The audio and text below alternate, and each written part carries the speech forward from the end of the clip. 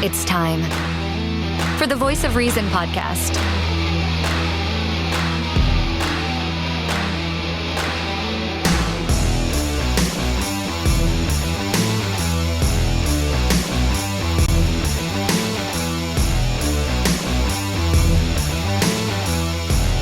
Here are your hosts, Sean Phillips, Andy Van Beber, and Travis Kirkendall.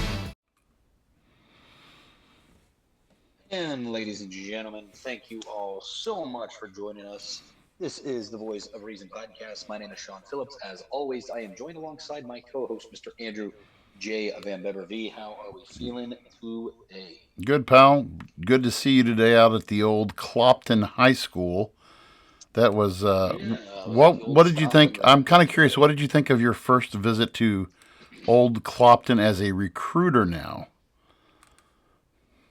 No, it was good. It's definitely going to be just kind of, getting used to seeing people, but more importantly, getting the young folks there getting used to seeing me. Mostly talk to a couple kids that are too young to be joining anytime soon. But Yes. I saw that. Eventually, once I kind of work more with getting into the classrooms and more lunch visits, and after some of the testing and stuff, that's when things typically tend to kind of pick back up a little bit. So you do the ASVAB testing and all that. You do the ASVAB testing too? I don't lead it, but I'll be there, and then afterwards we do what's called an ASVAB interp, where I kind of go over the results with the students. I'm going to try at a couple of these different schools that I'm in to actually see if I can chat with the kids, even if it's like a 5-minute conversation before the ASVAB, and just let them know, look, the military is obviously not for everybody. There's no, you don't have to do well on this test. It's not going to help you with graduation. But when we do our interp, we do actually, based off the results you have, when we do the interp, you get just a much better idea about potential job opportunities and stuff for you in your future, and college information as well. But if you just kind of rush through it and you get a 3 on the test, if you're not trying, it's not going to be beneficial. Like, you're going to get to that part, you're going to take the personality quiz, but as far as the actual hey, based off of your scores, if you want to get a career in this, you need to improve on these things, because this particular. So for example, when you get your ASVAB grade, it breaks it down all these different categories of how you tested. So it has your mathematics ability, it has your language ability, your English, there are a bunch of different factors, but it's based off of how you test on the ASVAB.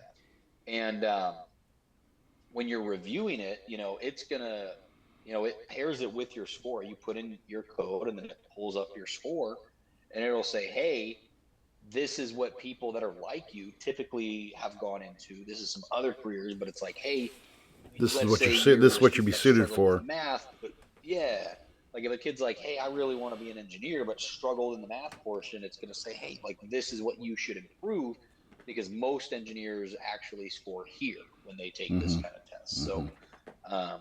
So even if I can just get in front of kids for a little bit, just to introduce myself, and just say, hey, look, you don't have to and I'm not telling you to go out there and sweat about this test.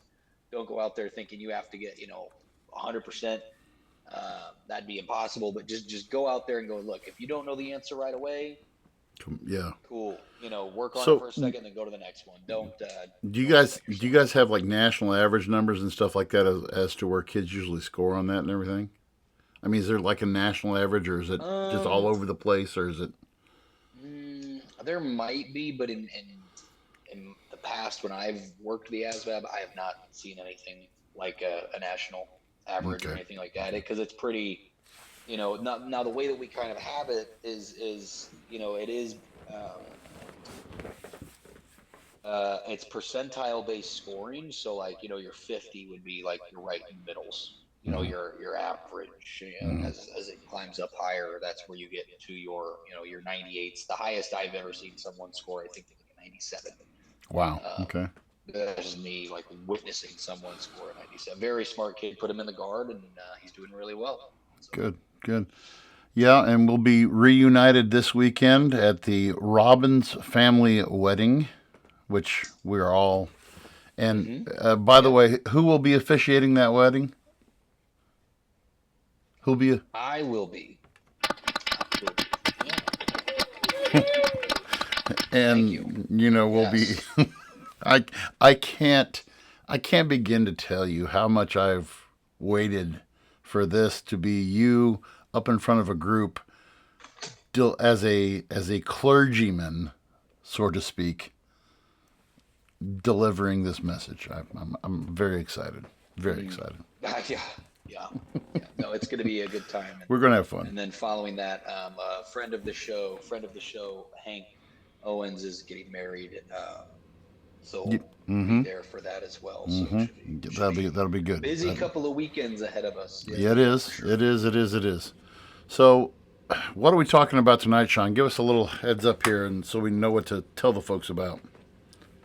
Yeah, so we're going to talk a little bit about the longshoremen. So for those of you that don't know, my numbers might be a little bit off here, but there's anywhere between 45, and I saw other takes that were seeing about 45 to 55,000. It could, be even higher.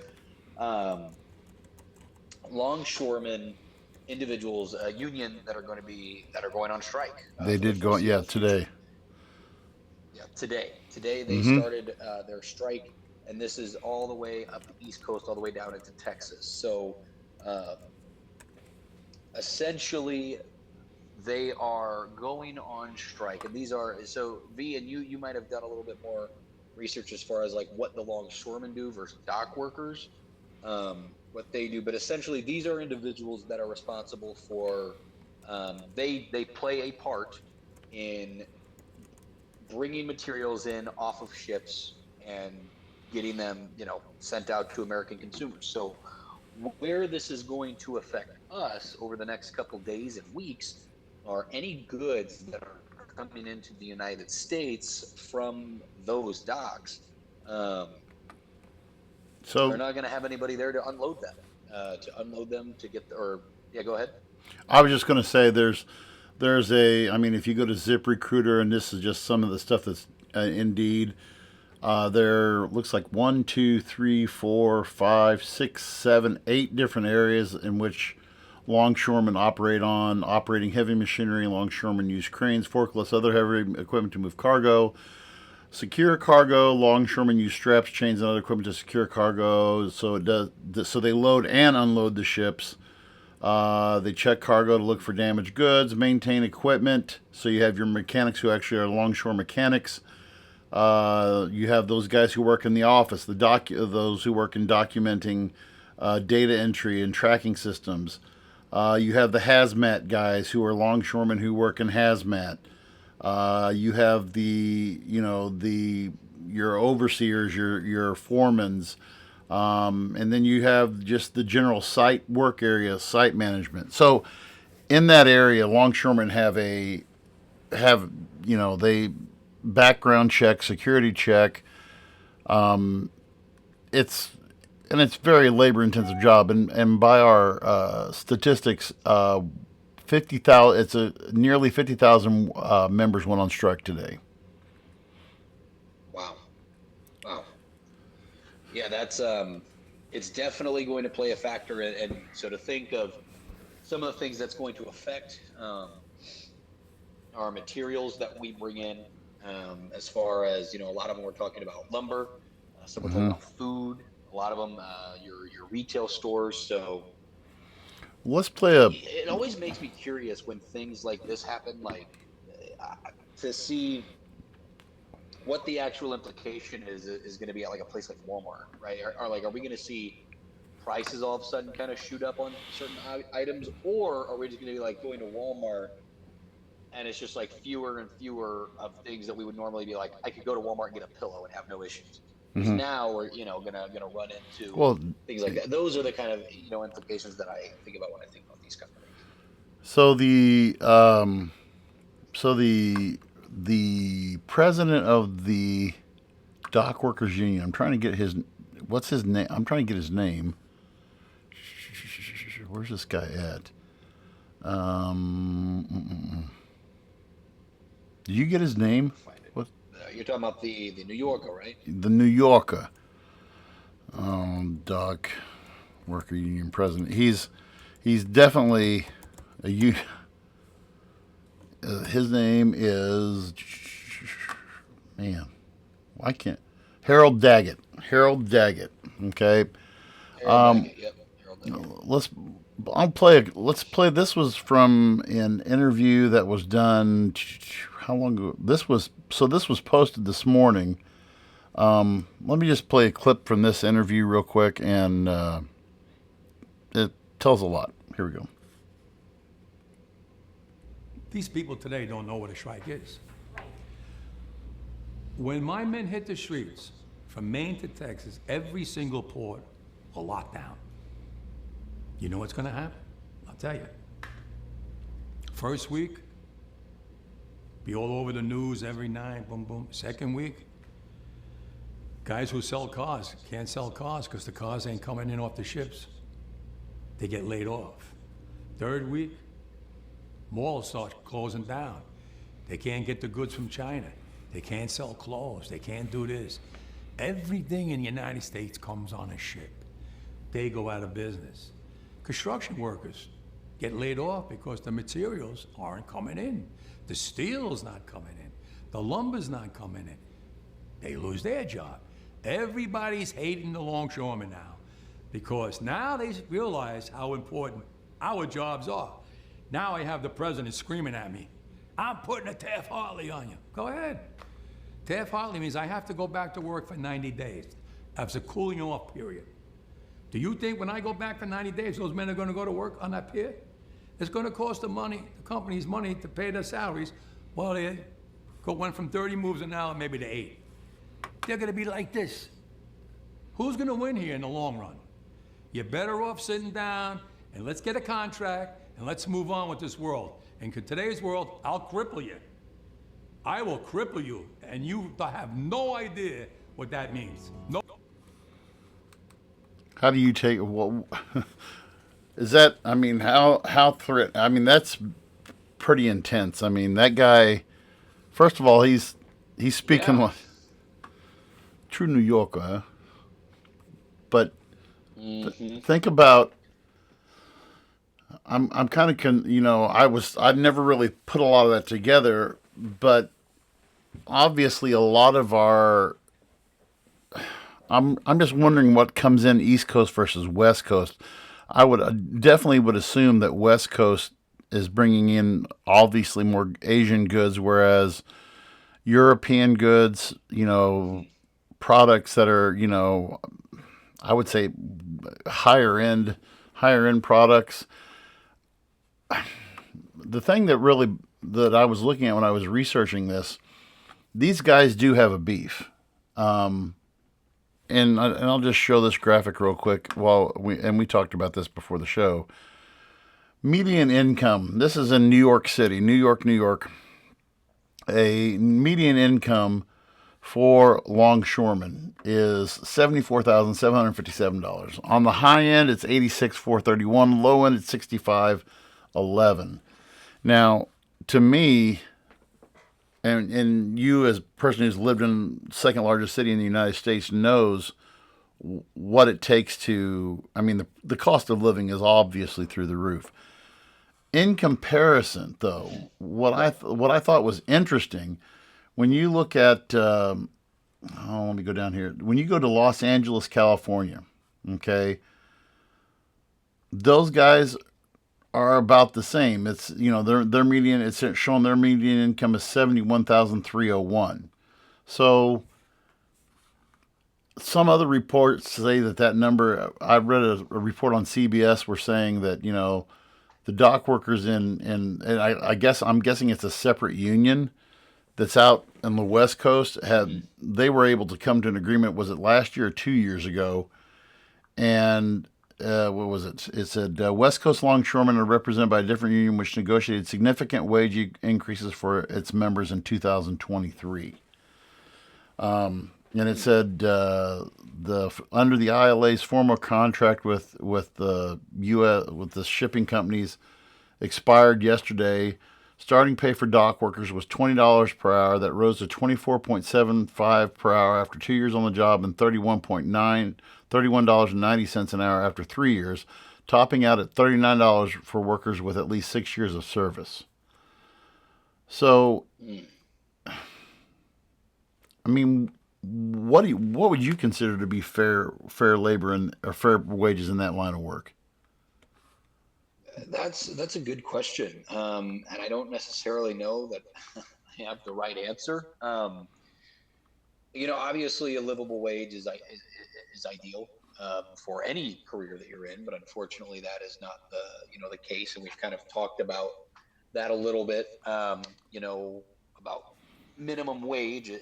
Is minimum wage supposed to be enough to support a family, or is minimum wage supposed to be for just entry-level workers? But at the same time, shouldn't entry-level workers be able to work enough to support a family? So now we get into this particular situation when we take the median, right? And you did the right thing by kind of going off of New York, like looking at what their median is compared to other states, because obviously every state's going to be a little bit different.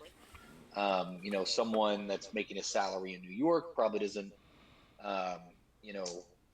it's not as expensive to live in like certain parts of Texas, for example. Obviously, certain parts, not all parts, but certain parts of Texas. So when we look at the increase, I believe that they're looking for is what, like a 73%? 77, over 70, the course of 6 years. So right. 77. 77. So a 77% wage increase over the course of 6 years. Now,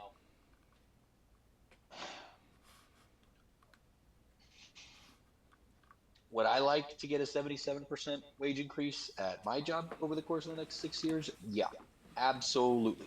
Is it going to happen? No. Can I go on strike? No.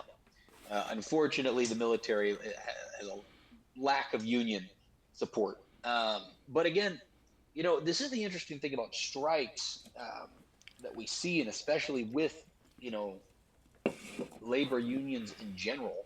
We saw it in the film industry. And so mind you, okay, to put it in perspective, we are talking just the film industry, okay, not a career, not labor workers where they quite literally, make the gears turn. But the strike in Hollywood has still to this day crippled the Los Angeles film industry. Yeah. It's a little bit different because obviously those are port cities, but guess what? The film studio said, okay, see you later, and went elsewhere. Okay. Labor unions can be a very, very good thing. However, sometimes these demands can seem a bit excessive. I don't think it helps their case. Like, I don't know why it felt like to me, what is his name, Hunter? It felt like he was like talking to your average American citizen. It didn't feel like he was, talking to politicians. It felt like he was talking to the average, everyday I'm going to hurt you, American yeah. citizen of like, we will cripple you. I'm going to hurt you. Now you're going to realize how important I am. It's like, look, dude, we knew you were important. We're not the ones that make the ultimate decisions on what you get paid or how you get paid or any of that stuff. You're going on bragging about how you're going to fundamentally cripple an already struggling economy, and you really think that you're going to get the people support? It'll be interesting to see genuinely what cost of goods go up over the course of the next couple weeks, because again, as we lead into election season, this could quite literally spell disaster for here's another interesting. And you and I talked about this today, and I had to do some digging for this. So the top tier, so at $39 an hour, you're making $81,000 annually. Okay. But according to some reports, dock workers can make more by working extra shifts, which, I mean, is true in any job. Mm-hmm. And this was from a report, 2019-2020 annual report from the Waterfront Commission of New York Harbor. About one third of local longshoremen made $200,000 or more a year. Okay, now Golly. a more typical longshoreman salary can exceed $100,000, and that's without logging substantial overtime. According to that guy Daggett, he says that these higher earners, the 200,000, are working up to 100 hours a week. Okay, to me that's not. I don't know. When it comes to money, to me, money is it's a difficult topic to discuss with certain people. It depends. You got to know your room. You have to know your room on who you're talking to when it comes to talking about money. Like for today in my U.S. history class, we've been talking about what inflation is, and we've been talking about how minimum wage and the drive of minimum wage drives everything else up. When you and we've had this discussion with people to say in this mentality that if you were to tell the 1988 version of Andy Van Bever, who had his first minimum wage job at $3.75 an hour, if you were to tell me back in 1988 that there would be a day that minimum wage would be $15 an hour, I would have crapped my pants. Because but think about that. Okay? And this is one of the things that we really need to work on, because if you're setting minimum wage at $15 an hour, okay? If you're setting minimum wage at $15 an hour, people like these longshoremen, people like the guys who work in the auto factory, heck, teachers, we're all going to want. If it's comparable, if at any job that is a somewhat of a professional, higher end blue collar, typical white collar worker, if the people down on the other end are making $15 an hour and you're, in essence, if I was to figure up all the time I got paid for coaching, if I figured up how much I got paid for track coaching, the amount of hours that I put in versus what I get paid, it'd be about $10, $12 an hour. Okay, but we don't get in, and that's part of the thing about being a teacher. You don't get into it for the money, For the money, yeah. And I think that's what some people they look at with, well, it shouldn't be about the money. Okay, then what's it about? Whatever career. You want to love your career, right?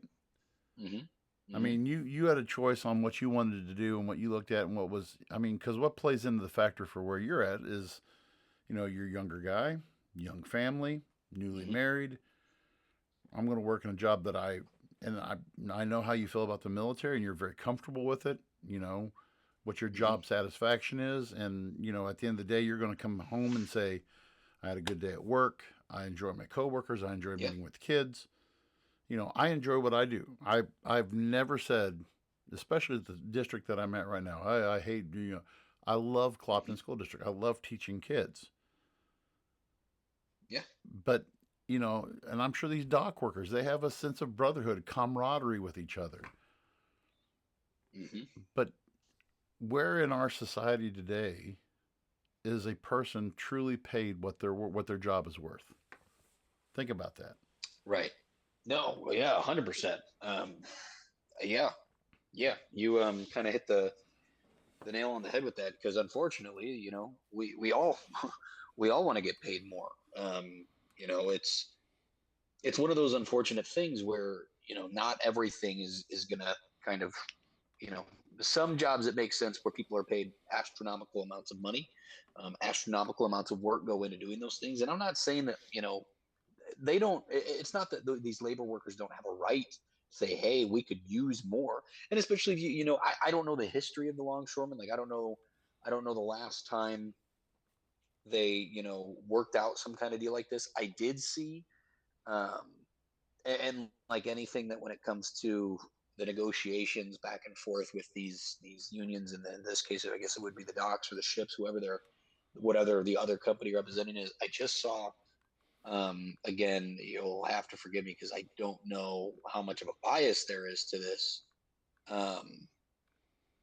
But let me see if I can.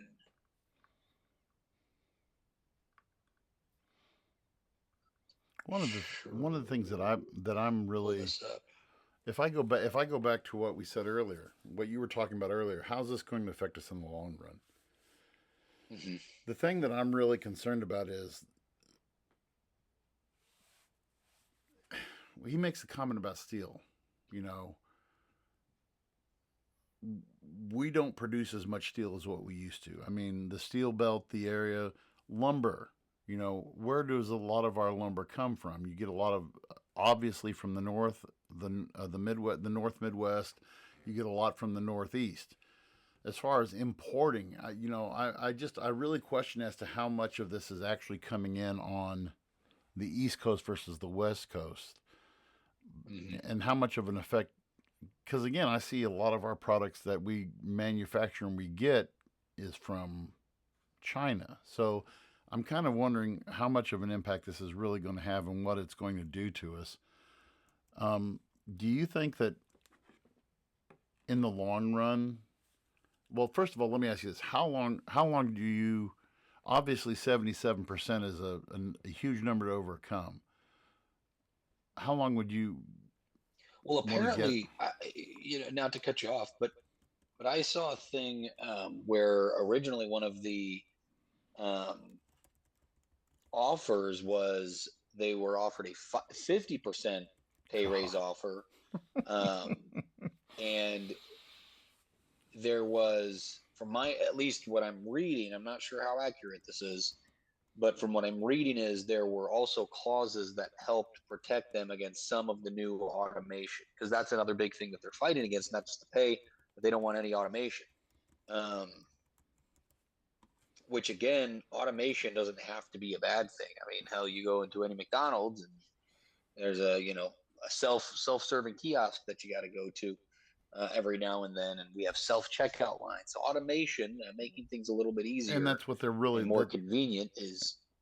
And that's what they're really concerned about. Yeah, and here's the other thing too, like that I'm not saying they're not considering it, but like, look at what's going on the East Coast right now. There's a giant hurricane. There are states that haven't had, flooding and 100-year events that are having the 100-year flood. North Carolina, yeah. We still have terrible economic conditions because of COVID. We know that the different administrations have kind of yo-yoed back and forth on policies when it comes to labor unions. So you take that, you take the potential.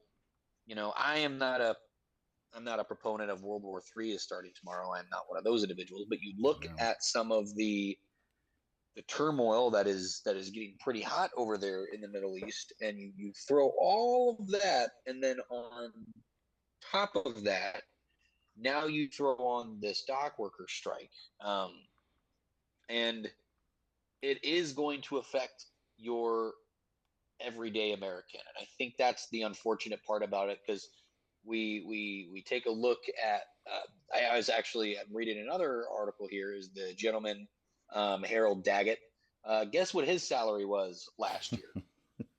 Mind you, he's not a CEO, so it wasn't like 300,000. Absolutely crazy. But this is a guy that is bragging about crippling the American economy. Curious, 500,000. $900,000. Oh.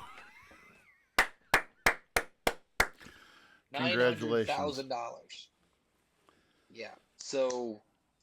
And here's some interesting statistics for you, too. This is through last year. Of course, they haven't done this year yet. But last year, 52.6% of imported goods came through the East and Gulf Coast region. Guess where the trend switched from West Coast to East Coast? Just wild guess. When do you think that trend changed? We've talked about it on the show. I'm not sure. The pandemic. Oh, of course we did. During the pandemic, Oh yeah, yeah, yeah. when we had the backlog of all the ships and everything in the West Coast, Yeah, yeah, yeah. and those guys, the it said in August of 2022, 1 month after the West Coast labor contract expired, major East and Gulf Coast ports handled a 54.6 share of the top 10 imports, which was up from 51.2% in July. And so while that mess was going on, and that flew underneath our radar because we were in the middle of the pandemic. But those guys had leverage at the time. Those guys had leverage at the time because they were so, because everything was so backed up, and they kind of dilly-dallied on getting that contract settled, that everything shifted around to the East Coast. And you say, well, how is that? And when you look, they say, how is that coming into play? Well, Panama Canal. So people who are shipping are taking that extra, whatever it is, 2,000 miles, and a lot of, some of these ship businesses are saying, maybe the same will happen again. If too much, Mhm. if too much, if this lasts too long, well, we'll just shift it back around, because in the end, guess where most of these shipping companies are going to go? They're going to go to where their dock fees are the least.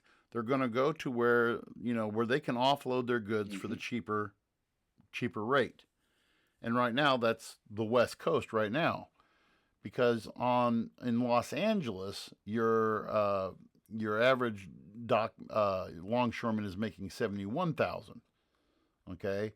By the way, and here's something else. While you were talking, I looked this up. In Galveston, Texas, one of the largest ports in the South, median income for those guys is $63,000 a year. So I can understand people like that, but why they would be upset. But I want to go back to something you said earlier: automation, automation, automation. And I actually, let's see, where was this at? This was something. Let me play this other clip from Daggett. This was this morning. He made this. This was on the strike lines this morning. He made this call this morning. Over the weekend, the past Secretary of Labor Julie Sue has been terrific. She's knocking down doors. She's trying to stop this. She's trying to get us to a media where we can have a fair negotiations. It's the companies that don't want to. They don't want to sit here and be fair. So that's why we're out here fighting for our livelihood. What more from the automation do you want? What more protections could there be? What more? Yeah, they have language in there now. Not strong enough, because what happens is they come in with new technology. We just caught them in Mobile, Alabama, called Autogate, and that means the trucks are coming in and they're already checked in somewhere else and not using the checkers in the ILA. Circumventing the contract. They don't care. They don't care. It's not fair. And if we don't put our foot down now, they would like to run over us, and we're not going to allow that. You are going to grind the economy to a halt here on the East Coast and the Gulf Coast. No, not us. They are. Don't spin it now, because you're Fox News. They're going to drive it. But are you worried? They're going to drive it. Are you worried that this They have the strike? capital to settle this thing. Are you worried that this strike is going to hurt the everyday American, the farmers that need to reach the export market? They're Listen, telling me that they're going to hurt through Now all you of this. start to realize who the longshoremen are, right? Nobody cares. People never gave a about us until now, when they finally realized that the chain is being broke now. Cars won't come in, food won't come in, clothing won't come in. You know how many people depend on our jobs? Half the world. And it's time for them and time for Washington to put so much pressure on them to take care of us, because we took care of them, and we're here 135 years and brought them where they are today, and they don't want to share. Over the weekend, the past couple. Interesting. So, yeah, the automation question is a huge issue with these people. As it is with anything, like you said, self checkout. We saw that with Walmart. We saw that. I saw this was. this is something that we saw coming a long time ago when I was in Chicago and I went to McDonald's and I saw basically a four-person crew working and it was almost the closest thing that I saw to a fully automated fast food restaurant. I mean, loading, all these guys had to do was put the fries in the hopper, and it went down into the fryer, brought them back up, dumped them out, and there you go. If you look at, I'm sure on these longshoremen are what they're having to deal with. What they have to worry about is how long before automated crane operating, how long before automated forklift. I mean, you're seeing some of that happen already right now in some of these Amazon warehouses. You're hearing stories about this already. Yeah. And I mean, part of me just says, how close are we to Terminator Genesis? I mean, the, Not close enough. not close enough. Is this? I'm ready for the iRobot scenario. Is what I'm looking forward to. iRobot and Eagle Eye. Those are the two artificial intelligence Wally movies of my choosing. I'm trying to get there. So, this is one of the things that is going to that the president, whoever our next president is going to be, is going to have to address. And what bothers me, if you watch, did you watch the Daily Show last night? Did you watch Jon Stewart last night? I did not. One of the things that they brought up was that they asked both candidates, or they've out on the trail, they've asked them questions. What kind of plans do you have in place to get our economy moving again? And Kamala Harris, and again, I'm not one to promote Kamala Harris, is one who said, we're going to give tax breaks here. We're going to raise capital gains tax 28%. We're going to give tax breaks to startup businesses up to $50,000 now. And so, to me, and when you ask Trump is, well, we did amazing things back when I was president before, and you want these are questions that neither one of these people are convincing me that they have a plan to reboot our economy. Unless you force the hand, which you're not going to do, you can't force the hand of corporations to make them pay their workers more, but not raise their prices. That doesn't make sense on any businessman, because the business of business is to make money. You go into business to make money. Mm-hmm. You don't go into business for charity work. If you don't like the money that you pay and you think that you're getting screwed by your employer, then start your own business. I don't know if I'm sounding cold-hearted when I say that or not. I mean, there's an old movie from the 80s called Wall Street. Charlie Sheen and Michael Douglas. And he said, he's like, greed is good in America. Greed is what drives America. And so greed is what makes capitalism work. So if people want to make more money, I mean, is it wrong to say go find a job somewhere else or start your own business? I mean, is that I don't know. How would you take that? Am I out of line by saying that? No, I mean, you're fundamentally right in the sense where, like, yeah, if you want more money, in a sense you got to go out and work for it. Nothing in this life is given. No. And that's why there are when you look at jobs that pay a certain amount, it's there's a couple of different factors. There's always the supply and demand factor. There's always there's cost. You take into effect, like becoming a doctor. Becoming a doctor is very, very difficult. They're very specialized. They do a very important job. That is why they are paid so much. And then you have people that argue. One of my favorite Facebook posts that I'll see is, well, we pay these athletes that don't care hundreds of millions of dollars, and yet the men and women serving our country, make peanuts compared to them. Well, how many people tune in Sunday night to watch me work? Not too many. Not too many. How many people go to stadiums to watch me sit at the middle of the field and sit at my desk and put in an applicant? Not too many. Yeah, that is exactly what would happen. And then the same thing of like, okay, well, are you going to, maybe the way that soldiers could get paid more is if we did sell war. We Tony sold the Stark it. frontline action to Fox Sports or CBS or NBC, God. Peacock. So watch, There would be somebody who would watch tune what's in. happening in the Middle East. Yeah. And then just take a look at the sheer numbers. How many people do we have in the United States military versus how many people are in the NFL? No offense, but it is a lot. It is a lot easier to join the military than it is to get to the NFL. And again, one of those things too that we look at where, the same thing with athletes. Like how long on average generally is the average NFL career? And it's like 2 years, 5. Yeah, that's even longer than I thought. I thought it was much shorter. I just saw a stat about that the other day. That's the only reason why I caught that, because they were talking about the who was it?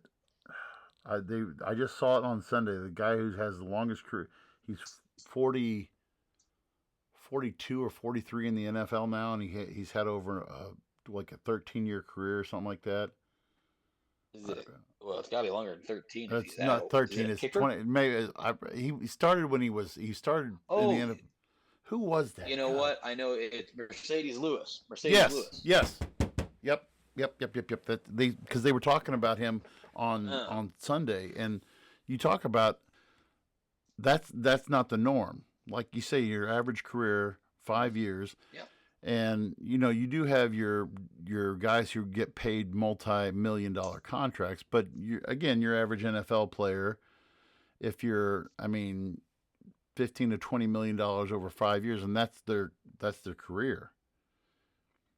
Teachers, yeah, and even a lot of those guys, it might be a lot less. Like it could be, your I don't know. I think the league minimum is like somewhere around like 350,000, which mind you is phenomenal money. But for 5 years, no offense and I'm not saying that this is every NFL player, but if you're an NFL player who, let's say, screws around in college, doesn't really have a degree plan, went to school on an athletic scholarship, didn't really know what they were going to do, make the NFL after your, sophomore year, and let's say you make $600,000, that's awesome. You're put in a position to have success. But if you don't have the education or the support around you, and then you can't catch a job because well, you're in the NFL, but what skills do you have? That 600,000 is going to get burned up really quick. Yeah, and compared to, you or I, there. It depends on how long you want to work. My plan right now is to get out at 32 years when Bryson graduates in 2030. That's my plan. There are some people who are, and I hate to say this, but they are living to work. Not working, or they're working to. I'm sorry. Let me back that around. They're working to live. They are working themselves to death to live. And I have a friend of mine who's been through so many different jobs. Or he's been one of my good friends for close to 15 years. And we've had him on the show before, but I'm not going to mention him by name. But we've had him on the show before, and he's been through multiple jobs. Not because he's just being satisfied. Because of times like inflation, he's done the factory work. He's done this blue collar job and that blue collar job. But as time progresses, this is your standard worker.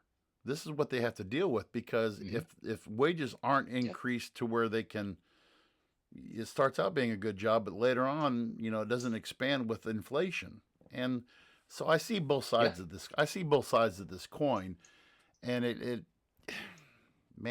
we don't, and I go back to what I said earlier, if we don't get down to the bottom of this with our next leader of this country, or next presidential, whoever our next president is, we're in for a world of hurt. I mean, Yeah. we are at the precipice of, in my opinion, because we're in such an awkward. I think it's an awkward situation.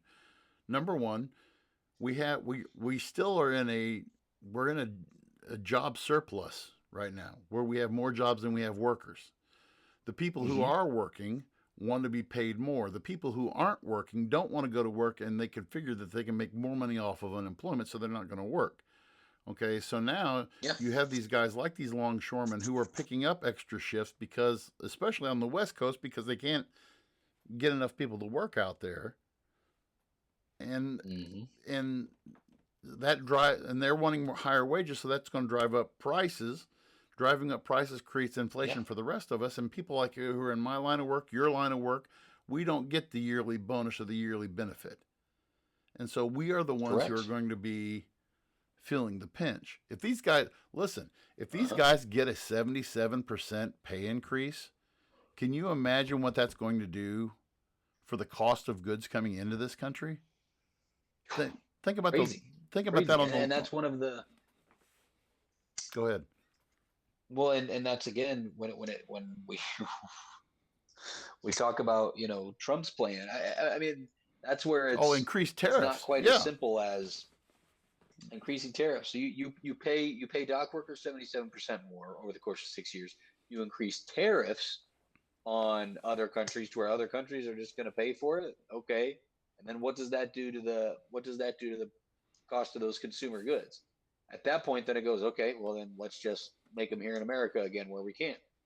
Well, and the cost of those goods are going to go up. And people aren't and that's the thing that people aren't that this is what bothers me, that people aren't educating themselves on, and they're not really listening to what Trump is saying. Now, I'm not saying that Kamala has a great plan either, but just saying that we're going to generate all of this fund instead of saying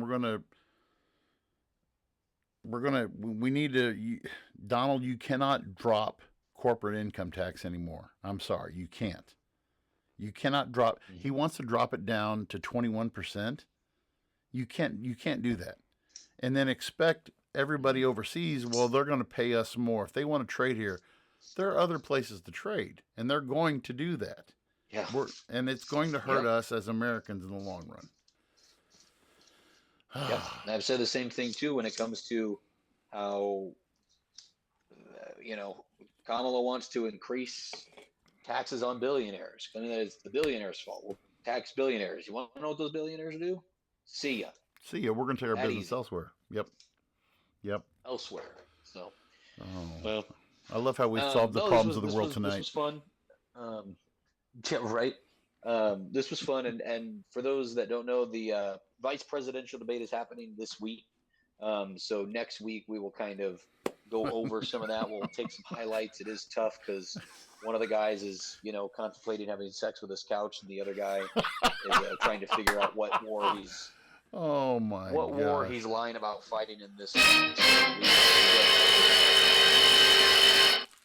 Sorry, I had to do that. We have the two cream of the crop vice president candidates, but it makes sense considering who their presidential candidates are. So such is life. At least Joe Biden was able to get out of bed off vacation the other day. I saw him yelling at a reporter that he worked for 2 hours the other day. That was one of the most amusing things I had seen. He what? In a while. He did what? Oh, so yeah. So he was being questioned about the, what is he doing for, the humanitarian aid in the, in the South and along the coast. And he turns back and he yells, he's like, I was talking for 2 hours. It's called a telephone. And so that's all he was able to get out. But he worked for 2 hours. He was on the telephone. So that's what we know. That's what he's doing. Dear God. Yeah. Well. Well, again, to all of our listeners, thank you all for joining us this evening. Make sure you be a friend, tell a friend, find us everywhere you do get your podcast. Let a friend know. Again, V and I have kind of come to the conclusion. We've kind of talked about it, and we'd love to know your thoughts. So please leave a comment or shoot us a message. We have talked about after the election season, kind of going into an American historical series for you guys, just going over some important documents, some important events that have happened throughout American history. And then when we discuss those things, we'll go at length. A lot of these might be two-parter episodes where we'll talk about either the document or the event, and then we will lead into how they affect us today. What do these mean to us today, even though they happened back then? So I'm really looking forward to that. It'll actually be very a nice refresher, considering kind of all the jargon and tapioca mouth bullshit that we've been getting from the powers that be. So I am very, very excited to kind of deep dive into that. And definitely. So hopefully we will get to talk with you guys next week. Should be a good episode. We'll see you guys. Thanks for listening to the Voice of Reason podcast. Check out our previous shows and clips on Facebook, YouTube, and TikTok.